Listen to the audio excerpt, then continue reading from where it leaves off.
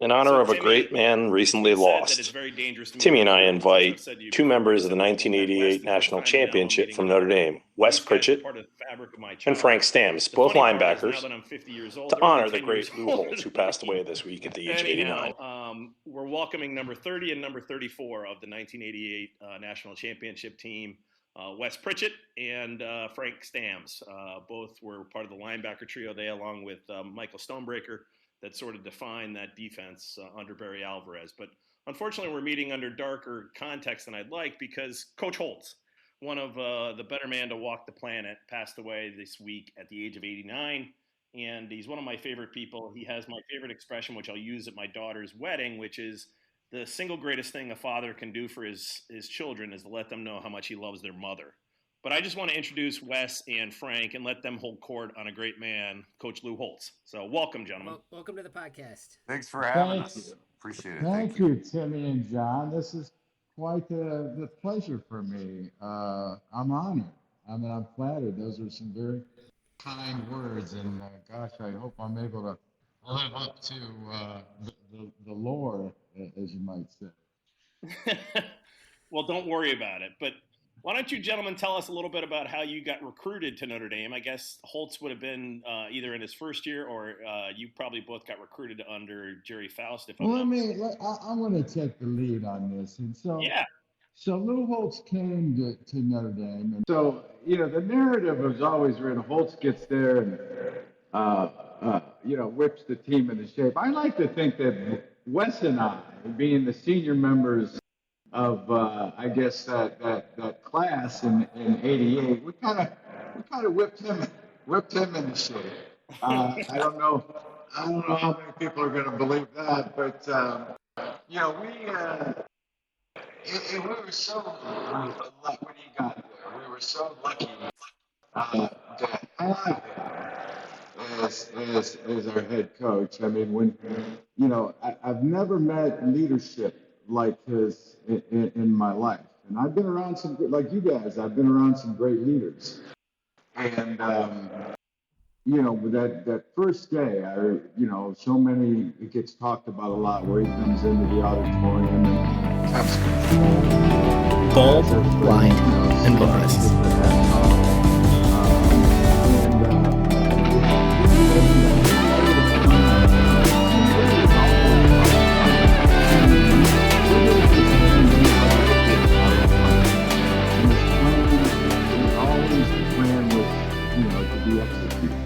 Well, he laid out a plan on that board that was so impressive of how we were going to win the national championship. I left that meeting, just in awe of what I just witnessed. And probably the most impressive thing, and I was thinking about that this morning, is he never wavered one iota from that plan. Lou never forgot who he was. And that's probably, consistency in a head coach is probably the most important thing there is. Because what happens is your players then learn to rely on that. They learn to trust that. They see the commitment that he's making or she's making. And then you know the standard. You know the standard to which you're to live by. And to add to this, the final thought, he was a great representative of Notre Dame and what Notre Dame was all about. I mean, for us, it was the perfect storm. And when I say perfect storm, I do mean storm, because it was, there was a lot of challenges, getting to that national championship in 3 years. Yeah. Oh, he's spot on. I've said I think all the players, if you ask them, would say relatively similar things.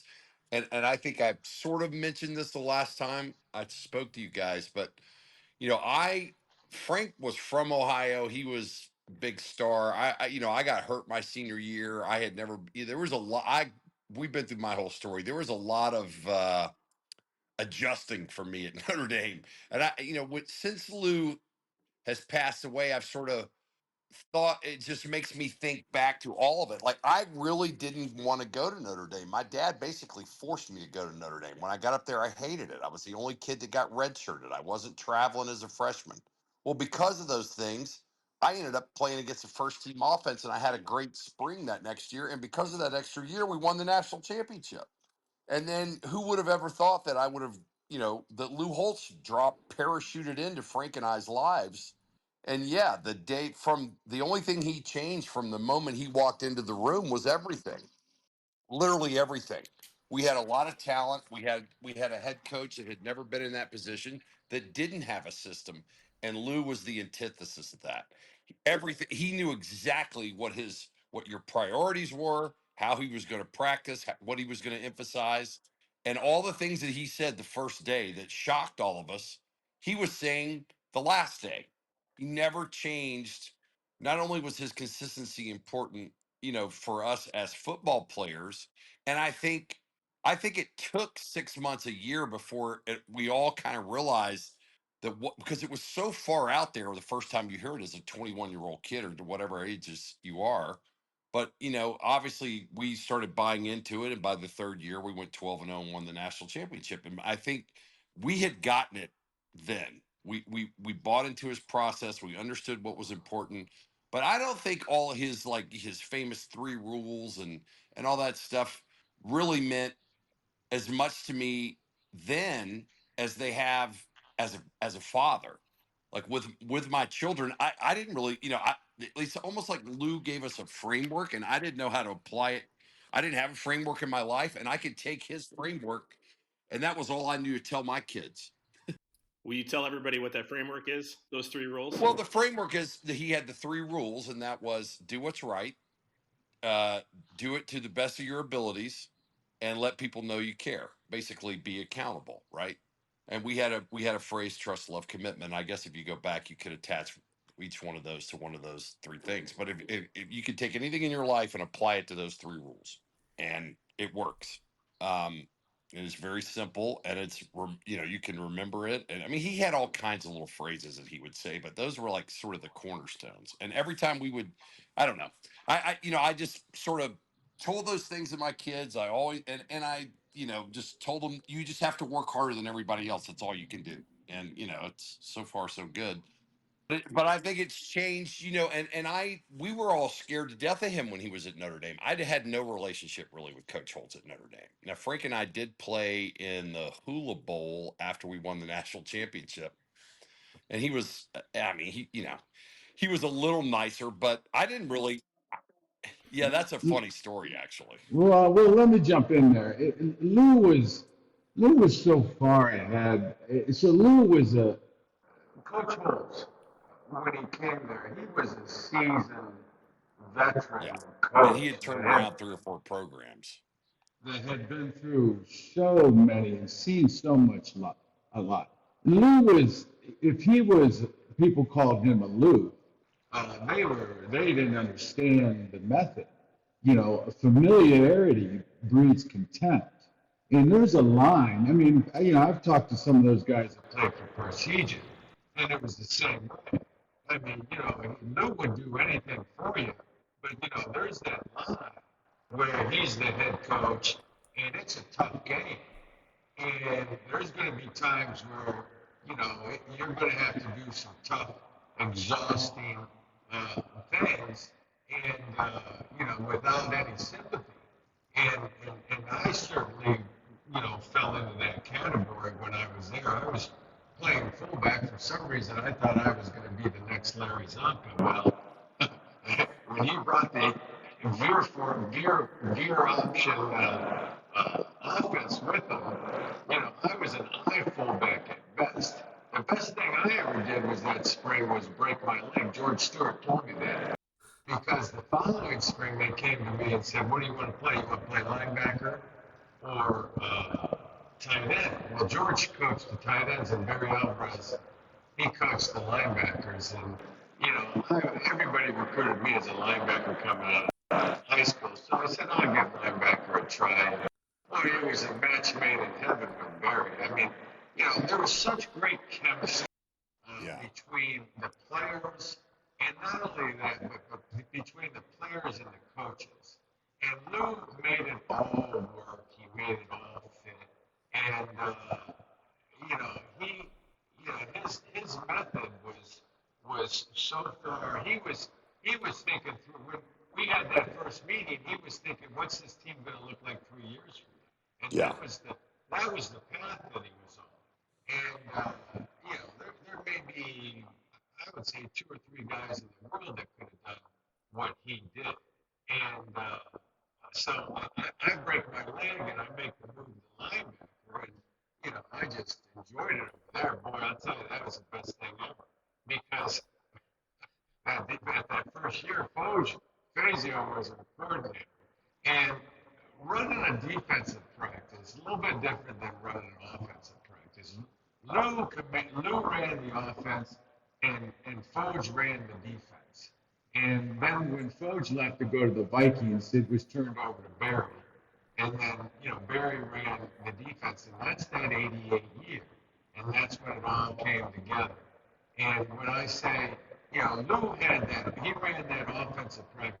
And, I would reiterate exactly, all the things that Frank said. I mean, the thing about Lou, and this is all in hindsight, he had done it 3 or 4 different places. They knew all the coaches that came with him, like Cordelli and Stewart and those guys that had been with him at Minnesota. They knew exactly what they were doing. And there's the great story about the day after he comes in and kicks Chuck Lanzis, who ended up being the captain the next year, his feet off the little stage. I was sitting right next to him, by the way. And he said, get your feet off the, don't lean back in the chair when I walk in this room. You sit up straight. You look me in the eye. It's my way or the highway. I'm not a patient man. This isn't a popularity contest. Like all these things. We were like, holy cow. Wow. Yeah. And first will be best, then we'll be first, all that stuff. But he knew and so then the next morning we had our quote unquote 6 a.m. workouts or 6:30 or whatever the time was. And it was absolutely the most horrific thing that any of us had ever been through. Just the intensity of it, the like having to line up exactly, like your foot exactly on the line, like all the little attentions to detail started that day at 6:30 a.m. And then he just compounded on everything. But Frank's right. The offense was intense. I mean, the defense is a totally different deal. We had a good relationship with Foge. We had chemistry as a team. Lou encouraged that. I remember when he first got there, he would make guys stand up and say something about themselves in team meetings. And he would encourage us to go to like movies and do stuff together, which over time really worked. And then of course, when you're winning, that breeds camaraderie too, but I do think the chemistry, and we talked about it a lot at that time, the chemistry of the players and the coaches, at least really on the whole team, but on defense, when I called the defense. So, when I would turn around and look at the defense, I never worried about who was in the huddle. I knew everybody was going to be doing what they were supposed to be doing. The old adage that a chain is only as strong as its weakest link. We didn't have a weak link. We went out there 11 guys and tried to beat 11 guys one-on-one matchups, and it worked out pretty well. So we had some pretty good players too. So. Yeah, you did. Yeah, that's probably my favorite team of all time. Yeah, that's my favorite team of any sport of all time. That 88 championship team. My sister was a sophomore. She lived in Howard. I remember watching it like it was yesterday. I can tell you all the scores, all the games. We had so many big, and this is also a hindsight thing because we didn't have the internet back then, and I tried not to read papers. And we beat, I think, in the final rankings, I think 5 of the top 7 or 8 teams, something like that. West Virginia, Miami, USC, Michigan. Yeah. So, no, I remember that. Yeah, that was the team. Hey, let me ask you a question, just because there's so much about superficiality and size and so forth. How does a man who weighs 155 pounds and is 5'10" or whatever Lou was intimidate a guy at your size? It's just remarkable to me. I mean, he's just the physical dynamic is hysterical to me to see the difference when I see pictures, old photos of you two. And in fact, you sent me one of you, Frank, and Coach at Augusta. I appreciate that. Tell us a little bit about Lou, just sort of why he commanded so much respect at such a small. Look, I always make this analogy that when he looked in the, like, you ever see the picture of the little kitty cat that looks in the mirror and there's this huge lion with a mane? That was Lou. He carried himself. I mean, I'm not telling, it wasn't just the players were afraid of him, the coaches were afraid of him, the trainers, the ball boys.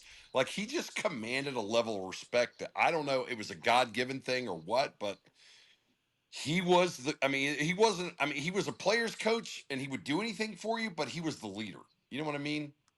So it was a totally different, I think, that was what I had, that was all we kind of knew in our time. But I'll let Frank take that. I think the biggest thing is that we just weren't allowed to beat him up.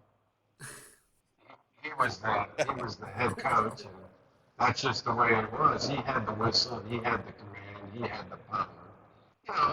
You got guys that are all there, like-minded guys. That was the beauty of Notre Dame. There was a culture, and guys went to Notre Dame because we all had something in common, and what that was a healthy respect for your head coach and a healthy respect for your teammates, and you grow up with that, and from the time you're 6 and 7, and that's a big part of the chemistry. That's a big part of discipline. And Lou, he weeded those guys out that were going to be troublemakers. And that Wes talked about those early days with the workouts. And that there is part of the method again.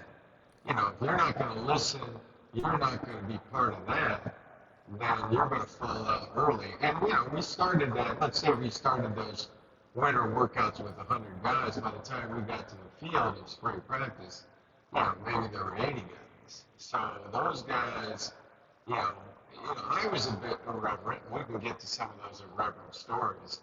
But I always knew the line not to cross. And Lou made that perfectly clear with us. Well, and here's another thing about Lou is he would also, he gave, you had basically one mess up. And after that, that was it. That was your freebie, and then the rest was. And that if you look back at in my case, I had a lot of mess ups. So I broke my leg. Yeah, that was. I broke my leg. Lou was looking to say, Jesus, we can't count on this guy. And then I was injured my senior year. That would have been, I was injured a lot, playing sparingly,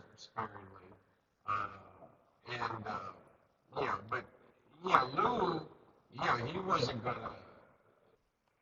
he wasn't gonna ignore playmakers. He knew that playmakers is what it took to win the game, and he could tolerate about 4, 5, 6 playmakers. And I was having a good year that year, rushing the passer and pressuring the passer and playing tough against the tight end. And I was a source of stability there. And the same with Wes. Wes was a fantastic run stopper there in the middle, and Stoney, perfect complement. Stoney was at the position of the Eagle backer. He would fly to the ball, mostly in a lot of schemes, offenses that would run that. That backer there was the backer that flew to the ball. That was the backer that they didn't have a hack for. They couldn't block. They didn't have anybody to block.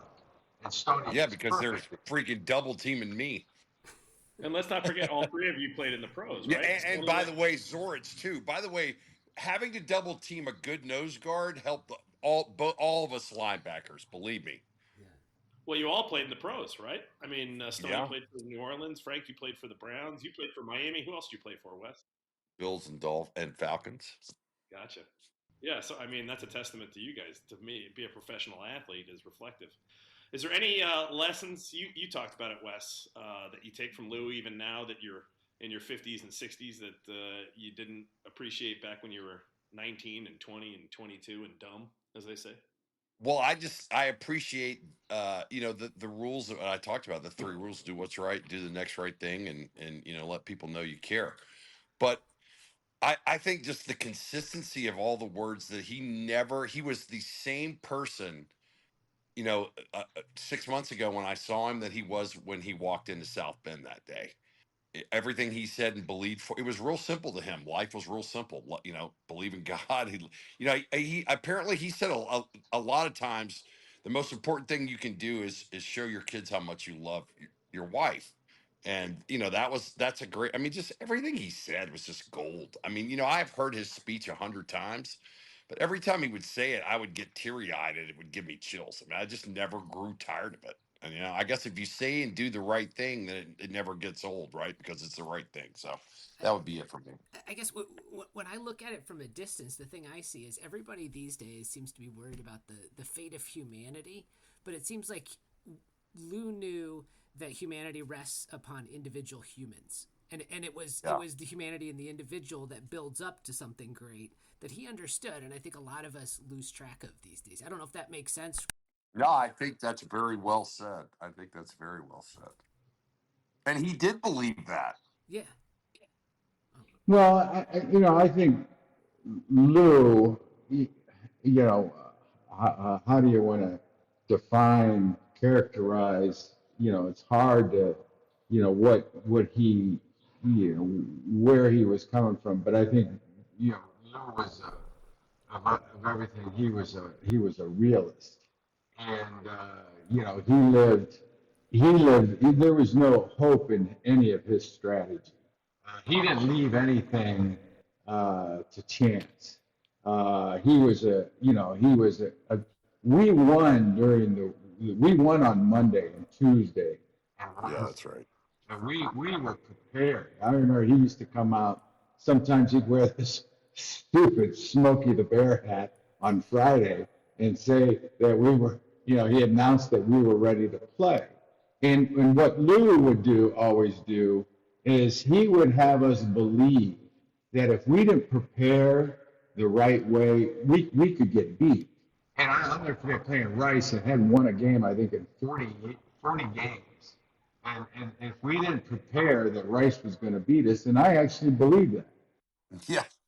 When you talk about somebody that prepares you, like you talk about attention to detail, most of the time players, his thing was eliminate the mistakes.